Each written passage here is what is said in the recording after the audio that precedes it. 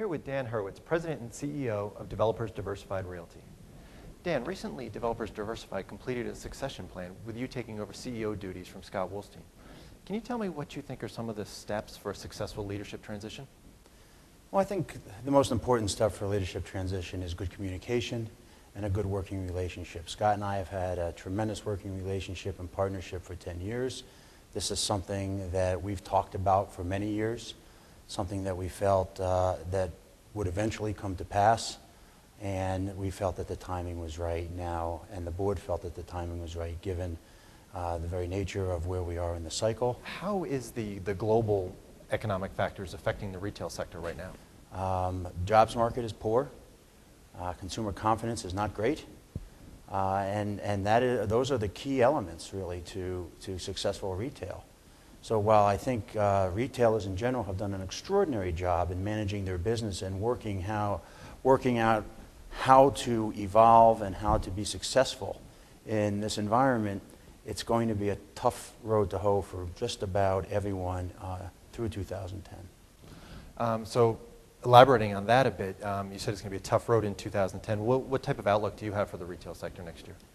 I'm moderately optimistic. I think that there's a couple things working in our favor. Number one, most retailers are comping very, very poor numbers in 2009. So you will see some progress in sales, I think, in 2010 versus 2009 because 2009 was such a poor year. I also think that retailers have done just an extraordinary job in controlling their inventory. So even though we will see moderate, if we're lucky, flat sales growth, we should be able to see some significant margin expansion, which will absolutely make retailers more healthy going forward. And what would you say is the biggest challenge facing the retail sector in 2010? I think jobs, just the global economy, the fact that our unemployment rate continues to rise and has not come back. We are seeing signs of a recovery, but people are talking about a jobless recovery, which doesn't help retail. And do you see any of this leading to consolidation or acquisitions for either Developers Diversified specifically or the retail sector in general?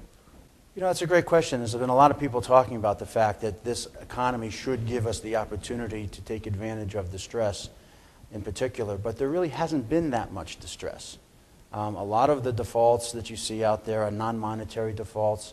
You see lending institutions very willing to give extensions on loans that are not in monetary default.